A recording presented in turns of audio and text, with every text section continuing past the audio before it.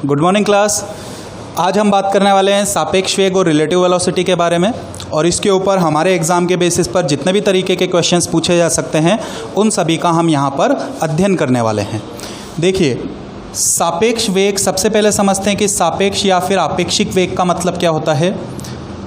सापेक्ष या आपेक्षिक वेग का हमारे पास मतलब है कि किसी भी एक वस्तु का किसी दूसरे वस्तु के सापेक्ष वेग। दूसरी वस्तु गतिमान भी हो सकती है, स्थिर भी हो सकती है। तो जब वस्तुओं को एक प्रकार से एक दूसरे के सापेक्ष, एक दूसरे के रेस्पेक्ट में स्टडी करा जाता है तो वहाँ पर हम सापेक्ष वेग, सापेक्ष त्वरण, सापेक्ष बल इनकी गणना करते हैं। देखिए, फिजिक्स के अकॉर्डिंग कोई भी चीज़ निरपेक्ष नहीं हो सकती है। Nothing is absolute in physics. आपको जो भी कैलकुलेशन करनी है, जितने भी तरीके की आप राशियां पढ़ते हो, वे सारी की सारी राशियां एक्चुअली सापेक्षिक वे में ही पढ़ी जाती हैं, सापेक्षिक रूप से ही पढ़ी जाती हैं। जैसे हमने कहा कि एक वस्तु है और वो वस्तु 5 किलोमीटर प्रति घंटे की रफ्तार से गतिमान है, तो यहाँ पर ये जो उसकी रफ्तार मानी गई, उसकी स्पीड मानी गई 5, ये 5 किसी दूसरे व्यक्ति के रेस्पेक्ट में, किसी दूसरे प्रेक्षक के रेस्पेक्ट में मानी गई है। अगर हम प्रेक्षक की पोजीशन को चेंज कर दें, उसकी पोजीशन को, उसकी स्थिति को परिवर्तित कर दें, तो यहाँ पर वेग में भी परिवर्तन हमारे पास आ जाएगा। और वो किस प्रकार से परिवर्तन होगा उसी की आज हम गणना करने वाले हैं, उसी का कैलकुलेशन करने वाले हैं।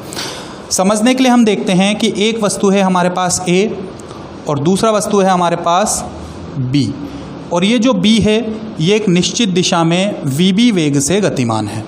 ठीक है, प्रारंभ में हम A को कैसा मान लेते हैं, स्थिर मान लेते हैं कि वेलोसिटी ऑफ A जो है वह कितनी मान ली गई, 0 मान ली गई।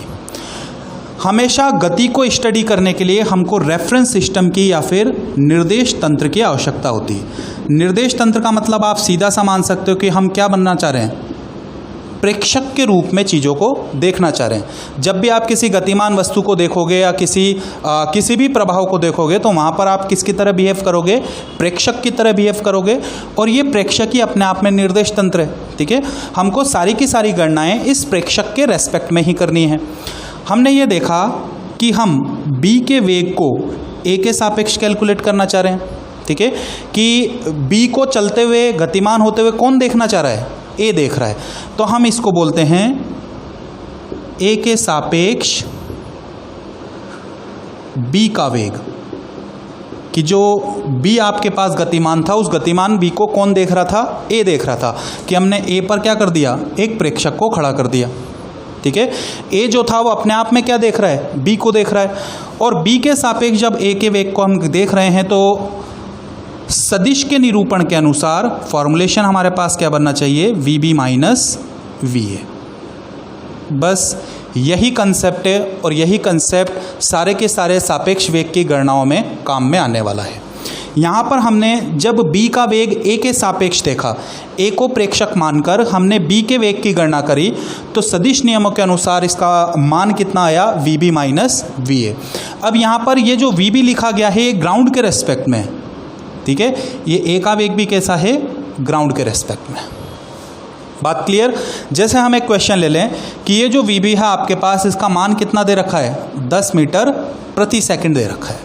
ठीक है, ये जो 10 मीटर प्रति सेकंड है ये किसके रेस्पेक्ट में माना गया, ग्राउंड के रेस्पेक्ट में माना गया।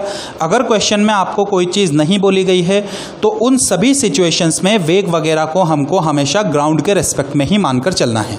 अगर सवाल में कुछ दिया गया होगा तो वहाँ पर वो आपको स्पेसिफिकली लिखा गया होगा कि वेग किसके रेस्पेक्ट में माना गया।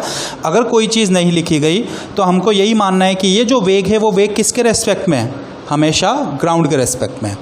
अब देखिए, हम कैलकुलेट करना चाहते हैं इस B का वेग A के सापेक्ष। जो प्रेक्षक A था वह इस B को देख रहा है, तो B का वेग हमने किसके सापेक्ष देखा है, A के सापेक्ष देखा है। फॉर्मूले के अकॉर्डिंग हम क्या लिखेंगे, VB माइनस VA। ठीक है, VB का मान कितना दे रखा है, किसी भी एक दिशा को पॉजिटिव मान लो, ये प्लस एक एक्सिस में गतिमान है इसलिए हमने इसको कितना मान लिया, +10 मान लिया। A जो है वह स्थिर माना गया है, तो A का वेग हमारे पास कितना प्राप्त हुआ, 0। तो जो आंसर आया हमारे पास वो कितना है, 10 मीटर प्रति सेकंड है। कि जो A ने B को देखा तो A खुद स्थिर था, तो वो इसको किस स्पीड से जाता हुआ देख रहा है, आगे 10 की स्पीड से, 10 के वेग से इसको आगे की तरफ जाता हुआ देख रहा है। तो ये सापेक्षीय गणना है। इसी तरह से अगर हम लिखना चाहें कि B के सापेक्ष A का वेग, अब की बार हमने प्रेक्षक को क्या माना, B के ऊपर उपस्थित माना। ठीक है, प्रेक्षक को बी के ऊपर उपस्थित माना, प्रेक्षक जो है वो खुद आगे की तरफ 10 मीटर प्रति सेकंड से गतिमान होता हुआ माना गया। तो हम बी के सापेक्ष किसको देख रहे हैं? ए को देख रहे हैं। फॉर्मुलेशन क्या बना हमारे पास? V A minus V B, vector form में ही लिखा गया है चीज़ों को। अब वी ए ये ग्राउंड के रेस्पेक्ट में, और वी ए कैसा पड़ा हुआ है? स्थिर पड़ा हुआ है। वेग कितना आ गया? 0 आ गया, माइनस का साइन। वी बी प्लस एक एक्सिस में गतिमान है, इसलिए वेग कितना आ गया? 10 आ गया। तो हमारे पास जो बी के सापेक्ष ए का वेग निकल कर आया वो कितना निकल कर आया? माइनस 10 सेकेंड निकल कर आया, 10 मीटर प्रति सेकंड निकल कर आया। तो हम ये मान सकते हैं, ये सीधा सा एग्जाम्पल ये है कि जब आप किसी चलती हुई कार में बैठे होते हो तो अन्य पास वाली जो स्थिर चीज़ें होती है वो हमको विपरीत दिशा में जाती हुई दिखाई देती हैं। ठीक है, फिजिक्स में गति के क्वेश्चन को सॉल्व करने का सीधा सा मतलब है कि अगर आप गतिमान हो और प्रेक्षक बने हुए हो तो खुद को कैसा मान लो? स्थिर मान लो, और अपने गति के प्रभाव जिसके लिए गणना की जा रही है उस पर विपरीत दिशा में अप्लाई कर दो। तो अगर ये प्लस एक एक्सिस में आगे की तरफ जा रहा था, हमने इसी को प्रेक्षक मान लिया, तो हमने कहा कि जो गति का प्रभाव है वो किस पर दिखाई देने लग गया? विपरीत दिशा में ए पर दिखाई देने लग गया। तो सीधी सी बात है, ए जो है आपको ये बी से देखने पर पीछे की ओर जाता हुआ दिखाई देगा। जब हम चलती हुई गाड़ी में, चलती हुई बस में, चलती हुई कार में बैठते हैं तो हमको आसपास की चीज़ें विपरीत दिशा में जाती हुई दिखाई देती हैं। बात क्लियर? जो कि हमने यहाँ पर मैथमेटिकली प्रूफ भी कर रखा है। बस 1D मोशन में, एक विमीय गति में यही हमारे पास कंसेप्ट है, और सारे के सारे क्वेश्चंस इसी के ऊपर बनाए गए हैं। क्वेश्चंस किसी भी प्रकार से कितने भी बड़े कितने भी छोटे बनाए जा सकते हैं, तो हमारे पास कंसेप्ट यही रहने वाला है। हमने यहाँ पर देखा कि ए के सापेक्ष बी का वेग हमने निकाला कि प्रेक्षक को कहाँ माना? ए पर उपस्थित माना, और बी का वेग हम देखना चाह रहे हैं, बी के वेग की गणना करना चाह रहे हैं। तो फॉर्मुलेशन क्या है? V B minus V A. V B का सीधा सा मतलब है कि ये जो वेग है वो ग्राउंड के रेस्पेक्ट में लिखा गया, इसलिए हमने यहाँ पर ग्राउंड भी लिख रखा है। ग्राउंड का मतलब क्या है कि ग्राउंड पर अगर कोई सी भी चीज़ होगी तो वो हमेशा कैसी मानी जाएगी? स्थिर मानी जाएगी। बात क्लियर? आपको केवल ये वाला कंसेप्ट याद होना चाहिए, और इस फॉर्मुलेशन के बेसिस पर ही जितने चाहें उतने क्वेश्चंस बनाए जा सकते हैं। तो अब हम डायरेक्टली क्वेश्चंस ही करते हैं, और क्वेश्चन के थ्रू देखते हैं कि 1D मोशन में सापेक्ष वेग को किस प्रकार से कैलकुलेट किया जाता है।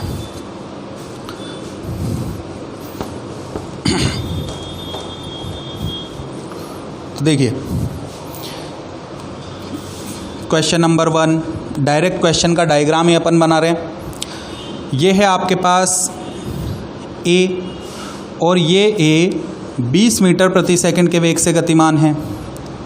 ये है हमारे पास बी, और ये बी 10 मीटर प्रति सेकंड के वेग से गतिमान है। ये जो वेग दिए गए हैं वो जाहिर सी बात है ग्राउंड के रेस्पेक्ट में लिखे गए हैं। सबसे पहले हम कैलकुलेट करते हैं बी के सापेक्ष ए का वेग।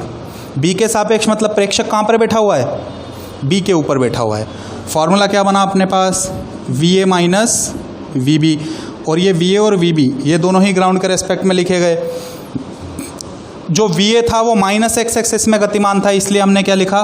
-20 लिखा। ठीक है, बीच में माइनस का sign. V B plus x axis में गतिमान है, इसलिए क्या लिखा गया? 10 लिखा गया। आंसर कितना आ गया? -30 मीटर पर सेकेंड। बात क्लियर? जब आप बी के ऊपर बैठकर चीज़ों को देखोगे तो बी का वेग भी नेगेटिव वे में इस तरफ लगा दिया जाएगा। तो जब हम बी के ऊपर बैठे हुए हैं तो हमको लगेगा कि ए जो है वह 30 मीटर प्रति सेकंड के वेग से पीछे की ओर जा रहा है। इस सिचुएशंस को प्रैक्टिकली रियलाइज करके भी देखा जा सकता है। इसी तरह से नेक्स्ट अगर हम कैलकुलेट करें ए के सापेक्ष बी का वेग, ठीक है, प्रेक्षक को कहाँ बिठाया गया? ए के ऊपर बिठाया गया। फॉर्मूला क्या है अपने पास? V B minus V A. V B plus x दिशा में गतिमान है, इसलिए 10 आ गया। ठीक है, बीच में माइनस का साइन। वी ए खुद -x दिशा में गतिमान है, इसलिए -20। दिशाओं का बहुत ही यहाँ पर ध्यान रखना, जो भी आपकी प्लस दिशा है उसके अकॉर्डिंग राशियाँ पॉजिटिव लिखी जाएंगी, जो उसके विपरीत राशियाँ नेगेटिव लिखी जाएंगी। तो यहाँ पर क्या लिख दिया अपन ने? -20। आंसर कितना आया अपने पास? 30 मीटर पर सेकेंड। 30 का मतलब प्लस एक्स डायरेक्शन में मूव कर रहा है। तो जब हम ए के ऊपर बैठकर चीज़ों का अध्ययन करेंगे तो ए के ऊपर बैठकर चीज़ों का अध्ययन करने पर हमको बी जो है वह 30 मीटर प्रति सेकंड के वेग से आगे की तरफ जाता हुआ दिखाई देगा। हम ये बोल सकते हैं कि ए की जो वेलोसिटी है वह आपने विपरीत दिशा में बी के ऊपर लगा दी। ठीक है, बात क्लियर? तो ये एग्जाम्पल हो गया। नेक्स्ट देखिए,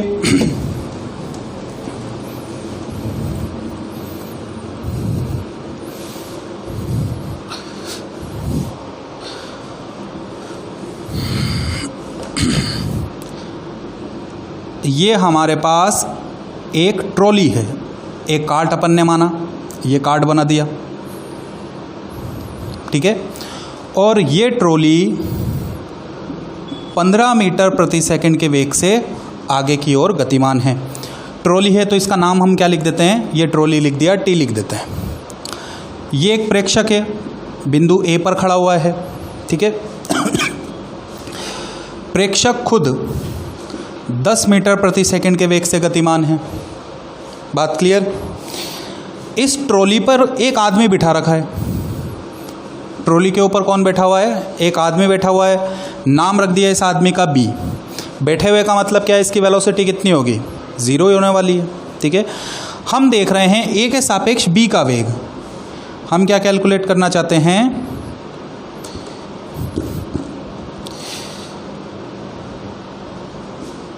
ए के सापेक्ष बी के वेग को कैलकुलेट करना चाहते हैं। फॉर्मूला क्या बना आपके पास, V B minus V A, ठीक है। फॉर्मूला तो यही रहने वाला है।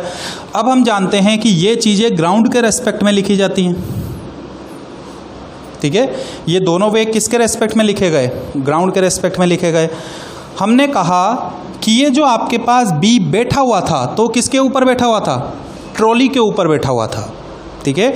मतलब बी जब ट्रॉली के ऊपर बैठा हुआ है तो उसको लगेगा कि ट्रॉली के सापेक्ष तो मैं स्थिर पड़ा हुआ हूँ हमेशा। तो हमको ये दिया गया है कि बी का जो ट्रॉली के सापेक्ष वेग है वो कितना है, 0 है, ठीक है। बी जो है वो आराम से कहाँ पर बैठा हुआ है, ट्रॉली के ऊपर बैठा हुआ है, ट्रॉली के ऊपर रुका हुआ है। जबकि यहाँ पर हमको क्या ज्ञात करना है कि बी का ग्राउंड के सापेक्ष वेग ज्ञात करना है, तो ये चीज़ तो हमको कैलकुलेट करनी पड़ेगी। तो अगर हम इस चीज़ को कैलकुलेट करें तो हम लिख सकते हैं, जब बी का ग्राउंड के रेस्पेक्ट में अपन वेग कैलकुलेट कर रहे हैं तो हम देख सकते हैं, सबसे पहले हमको गिवन है बी का ट्रॉली के सापेक्ष वेग, और फॉर्मूला क्या बना, V B minus V T. भाई बी का आपने ग्राउंड के सापेक्ष वेग देखा, ट्रॉली का ग्राउंड के सापेक्ष वेग देखा, बात क्लियर।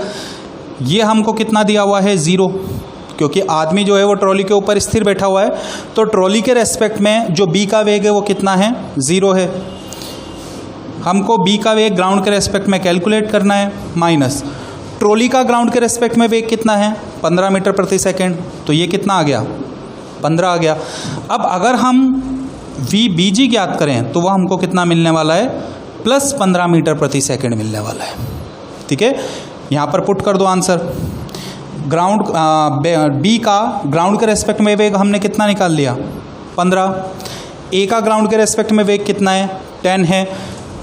प्लस x दिशा में गतिमान है इसलिए प्लस 10 लिखेंगे। आंसर कितना आ जाएगा आपके पास, 5 मीटर प्रति सेकंड।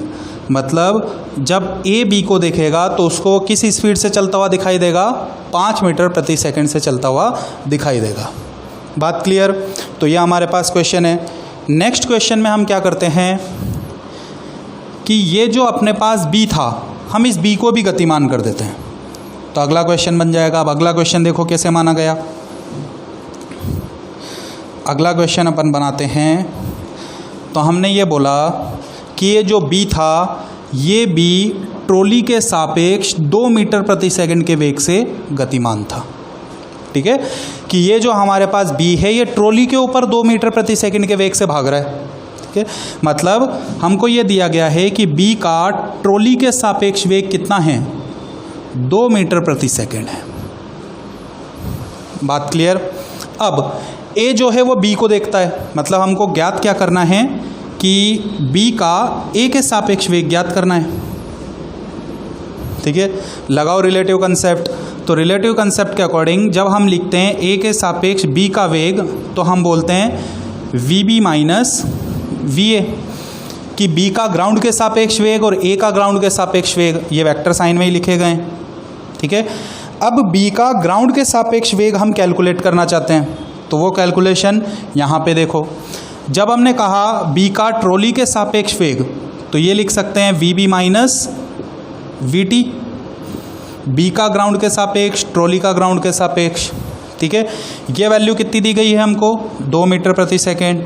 ये हमको कैलकुलेट करना है, और वो कितना दिया गया है, ट्रॉली किस स्पीड से चल रही है, 15 की स्पीड से चल रही है, ठीक है। यहाँ पर आपके पास ग्राउंड के रेस्पेक्ट में वेग कितना आ गया, 17 मीटर प्रति सेकंड आ गया। किसका आया, बी का आया, लगा दो इस फॉर्मूले में। तो ये वैल्यू हमारे पास कितनी है, 17, ठीक है। ए हमारे पास कितना है, 10, आंसर कितना आया, 7 मीटर प्रति सेकंड। बात क्लियर कि जब हम बी को ए के सापेक्ष देख रहे हैं तो ए देख रहा है वो किस स्पीड से भागता हुआ दिख रहा है, उसको 7 मीटर प्रति सेकंड के भागता हुआ दिखाई दे रहा है। 1D में बहुत ही क्लियर कंसेप्ट है, बहुत ही छोटे से हैं। क्वेश्चन का करने का मजा अपने पास 2D मोशन में आता है। तो पहले अपन 1D की बात कर रहे हैं। 1D में आपको हमेशा ये फॉर्मूला अप्लाई करना है, जो भी क्वेश्चन दे रखे हैं इस फॉर्मूले के अकॉर्डिंग ही हमको लिखना है। बात क्लियर। चलो इस क्वेश्चन को थोड़ा और लंबा बनाते हैं। और लंबा बनाने के लिए हमने क्या करा,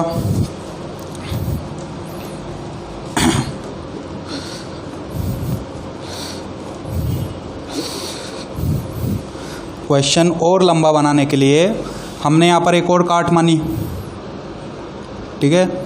इसका नाम क्या रख दिया, काट सी रख दिया। काट CART, इसलिए सी बोल दिया। वो ट्रॉली थी इसलिए टी बोल रखा है। और इस काट को हमने भेजा इस तरफ, सपोज 10 मीटर प्रति सेकंड से, ठीक है।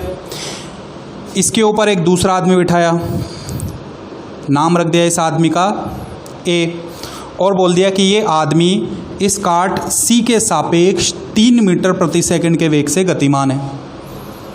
बात क्लियर। क्वेश्चन हमारे पास क्या है कि एक काट है सी जो कि 10 मीटर प्रति सेकंड के वेग से -x दिशा में गतिमान होगी। काट के ऊपर एक आदमी बैठा हुआ है और ये आदमी ए इस सी के सापेक्ष 3 मीटर प्रति सेकंड से भाग रहा है। दूसरी सिचुएशन, एक हमारे पास ट्रॉली है, ट्रॉली 15 मीटर वेग से गतिमान है। ट्रॉली के ऊपर एक आदमी बैठा हुआ है बी, जो खुद ट्रॉली की दिशा में 2 मीटर प्रति सेकंड की वेग से गतिमान है। तो आपको क्या करना है, हमको बी के सापेक्ष ए का वेग ज्ञात करना है, ठीक है। हम क्या करना चाहते हैं कि जब बी ने ए को देखा तो उसका वेग कितना दिखाई दिया, ये हमको कैलकुलेट करना है। वीडियो को पॉज करो, अपने हिसाब से सॉल्व करो, फिर देखते हैं आंसर क्या आता है। तो देखिए, जब हमने ए का वेग बी के सापेक्ष लिखा तो फॉर्मूला तो अपने पास क्या बनता है, VAB बराबर VA माइनस VB, ये अपने पास फॉर्मूला बना। और ये दोनों ही वेलोसिटी किसके रेस्पेक्ट में लिखी गई, ग्राउंड के रेस्पेक्ट में लिखी गई। समीकरण नंबर 1 बना दिया, ठीक है। अब हमारे पास ए का ग्राउंड के सापेक्ष वेग निकालना है, बी का ग्राउंड के सापेक्ष वेग निकालना है, जो कि चीज़ हमको दे नहीं रखी है, ये हमको सॉल्व करके यहाँ पर देखनी पड़ेंगी। तो देखिए, सबसे पहले बात करते हैं अपन काट की, ठीक है। काट के लिए हमको क्या दे रखा है, हमको ए का स्पीड काट के रेस्पेक्ट में दिया हुआ है कि जब सी के सापेक्ष ए का वेग आया तो वो हमको कितना दिया हुआ है, 3 मीटर प्रति सेकंड दिया हुआ है। ये चीज़ क्वेश्चन में गिवन है। अब इसको अपन लिखते हैं, VAC का मतलब क्या होगा, VA माइनस VC फॉर्मूले के अकॉर्डिंग। और ये दोनों चीज़ें किसके रेस्पेक्ट में लिखी गई, ग्राउंड के रेस्पेक्ट में लिखी गई, ठीक है। VAC कितना गिवन है हमको, 3 मीटर गिवन है, ये 3 लिख दिया। ग्राउंड के रेस्पेक्ट में ए हमको कैलकुलेट करना है, माइनस CG, ठीक है। सी का वेग किसके रेस्पेक्ट में लिखना है, ग्राउंड के रेस्पेक्ट में। अब ये जो सी है वो -x दिशा में गतिमान है, इसलिए वेग हम क्या लिखेंगे, माइनस का 10 लिखेंगे। बात क्लियर। चिन्हों का विशेष ध्यान रखें। तो यहाँ से सॉल्व करके जब अपन AG कैलकुलेट करते हैं तो वो हमको कितना प्राप्त होगा, -7 मीटर प्रति सेकंड प्राप्त होगा। कोई दिक्कत, ठीक है। अब इसी प्रकार से बात करते हैं ट्रॉली की। अब ट्रॉली में देखो क्या चल रहा है, ट्रॉली के लिए हमको बी का वेग ट्रॉली के सापेक्ष, और ये कितना दिया गया है, 2 मीटर प्रति सेकंड दिया गया है, ठीक है। हमने लिखा जब बी का ट्रॉली के सापेक्ष वेग, तो इसको हम लिख सकते हैं बी का ग्राउंड के सापेक्ष वेग माइनस ट्रॉली का ग्राउंड के सापेक्ष वेग। वेक्टर फॉर्म में है सारी चीज़ें, ठीक है। ये वैल्यू कितने की बने आपको, ये है 2 मीटर प्रति सेकंड, प्लस x दिशा में गतिमान था। VBG हमको कैलकुलेट करना था तो VBG वैसा लिख दिया, माइनस ट्रॉली खुद प्लस x दिशा में गतिमान है इसलिए प्लस का 15 लिख दिया, ठीक है। जब हम VBG कैलकुलेट करेंगे तो आंसर कितना आ गया आपके पास, 17 मीटर प्रति सेकंड। बस ये क्वेश्चन हो गया यहाँ पर। ठीक है, ये क्वेश्चन सॉल्व है। उन वैल्यू को उठाकर समीकरण नंबर ए में रख दो। तो समीकरण नंबर ए में रखा, ए जी की वैल्यू कितनी प्राप्त हुई आपको? -7 प्राप्त हुई, ये -7। ठीक है, बीच में माइनस का साइन। बीजी हमको कितना प्राप्त हुआ? +17 प्राप्त हुआ, ये +17 लिख दिया। जोड़ दो इनको, आंसर कितना आया? -24 मीटर प्रति सेकंड। मतलब जब हमारे पास बी ए को देखेगा तो बी को ए 24 मीटर प्रति सेकंड के वेग से पीछे की ओर जाता हुआ दिखाई देगा। बात क्लियर? क्वेश्चन में हमने 4 तरीके के वेरिएबल्स मान लिए थे। क्वेश्चन दिया गया था हमारे पास बी के सापेक्ष ए का वेग ज्ञात करना था। फॉर्मूला क्या लिखा? ए जी माइनस बी जी, दोनों ग्राउंड के रेस्पेक्ट में लिखे गए। अब हमारे पास काट के रेस्पेक्ट में जो ए का वेग है वो काट के सापेक्ष तो दे रखा है 3 मीटर प्रति सेकंड प्लस x दिशा में गतिमान था। ठीक है, फॉर्मूला लगा दिया ए जी माइनस सी जी।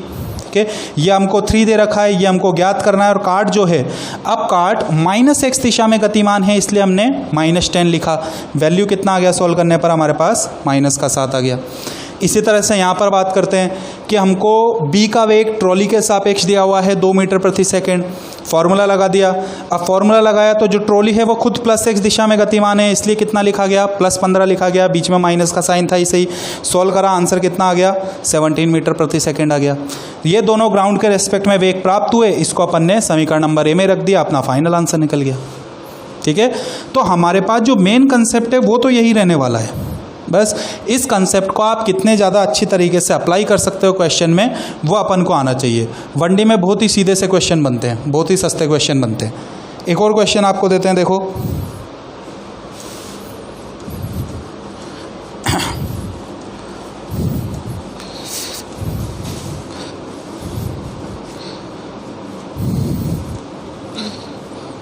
एक बड़ा क्वेश्चन करें या चलो चोर सिपाही के क्वेश्चन करते हैं अपन।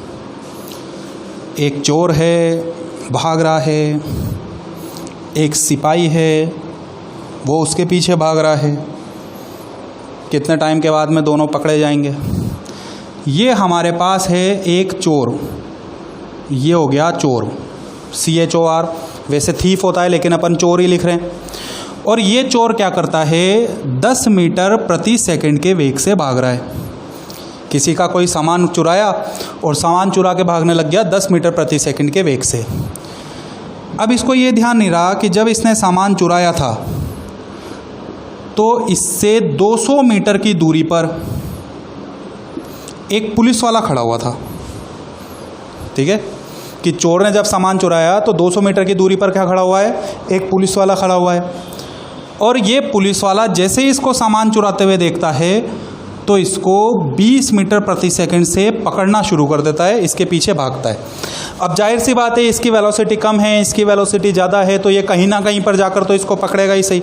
ठीक है, तो हमको ये बताना है कि ये कितनी दूरी के पर इसको पकड़ेगा और कितने टाइम बाद में पकड़ेगा। दोनों ही चीज़ें अपन को सॉल्व करनी है। हमको ये भी लिखना है कि कितनी दूरी पर पकड़ता है और ये भी देखना है कि कितने टाइम बाद में पकड़ता है। तो माना कि T टाइम के बाद में पुलिस ने चोर को पकड़ लिया। ठीक है, कितने टाइम बाद में पकड़ा? T टाइम के बाद में पकड़ा। कि यहाँ से T टाइम के बाद में क्या करता है? पुलिस वाला जो है वह चोर को पकड़ लेता है। ठीक है, अब T टाइम के बाद में अगर ये पकड़ रहा है तो चोर, सबसे पहले इसको कन्वेंशनल तरीके से अपन सॉल्व करते हैं, बाद में रिलेटिव तरीके से सॉल्व करेंगे। देखो, T टाइम के बाद में अगर चोर को पकड़ लिया तो चोर ने T टाइम में कितनी दूरी तय की गई होगी?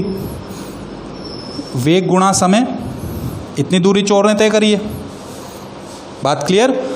और पुलिस वाले ने कितनी दूरी तय करी होगी? पुलिस का वेग कितना है? 20 गुणा समय, ये पुलिस वाले ने पकड़ लिया।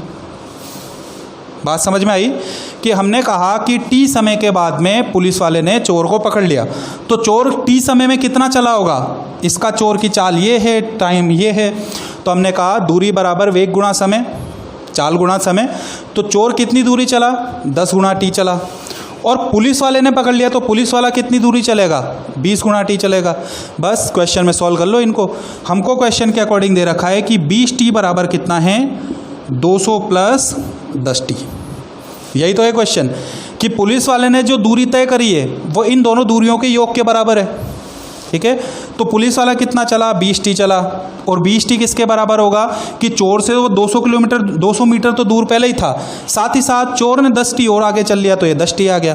तो यहाँ पर अगर हम सॉल्व करें तो 10 टी बराबर कितना है 200, तो टी बराबर कितना आ गया 20 सेकेंड। बात क्लियर कि पुलिस जो है वह चोर को 20 सेकंड के बाद में क्या कर लेगी, पकड़ लेगी। बात समझ में आ गई।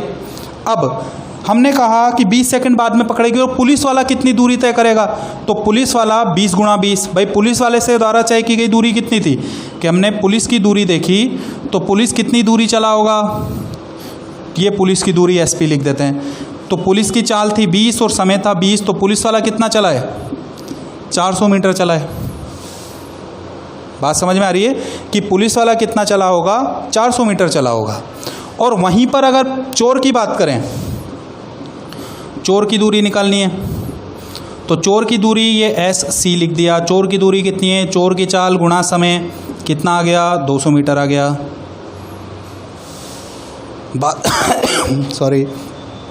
बात समझ में आई। तो एक बहुत ही बेसिक क्वेश्चन है जो हमने अभी तक कन्वेंशनल तरीके से सॉल्व करा है, ठीक है। अब हम इसको रिलेटिव तरीके से सॉल्व करते हैं। तो देखो जब रिलेटिव तरीके से सॉल्व किया जाएगा तो रिलेटिव तरीके से सॉल्व करने पर क्या अपने पास आंसर आना चाहिए, आंसर तो सेम ही आएगा, लेकिन तरीका क्या रहना चाहिए उस तरीके की अपन यहाँ पर बात करने वाले हैं। तो देखो टाइम देखना इसमें कितना हुआ है 20 26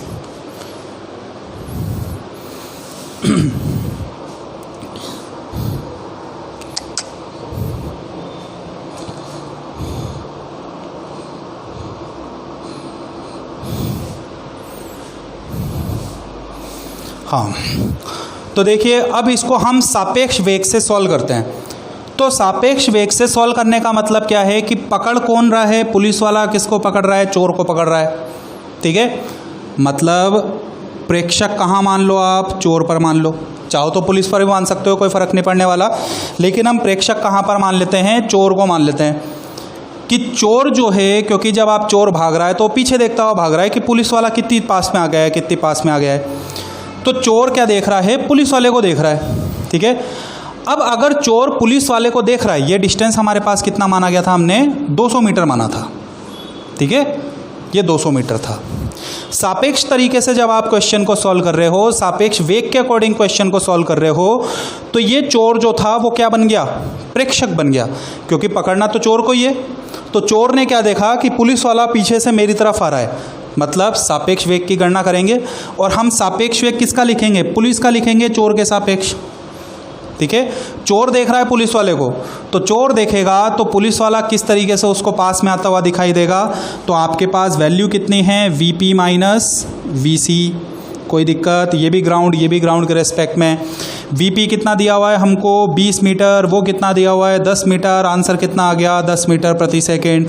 मतलब चोर के सापेक्ष पुलिस वाले का वेग कितना है 10 मीटर प्रति सेकेंड है, कोई दिक्कत।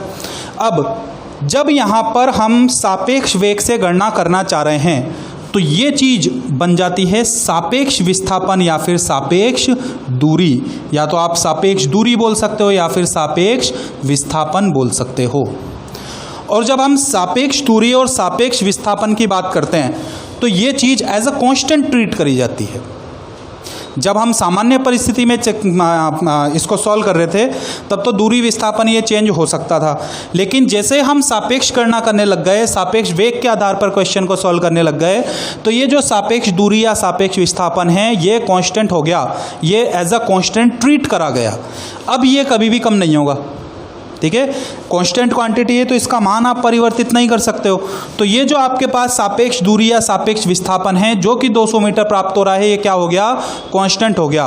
और अब अगर हमको समय की गणना करनी है तो समय बराबर हम क्या लिखते हैं, सापेक्ष दूरी बटा सापेक्ष वेग।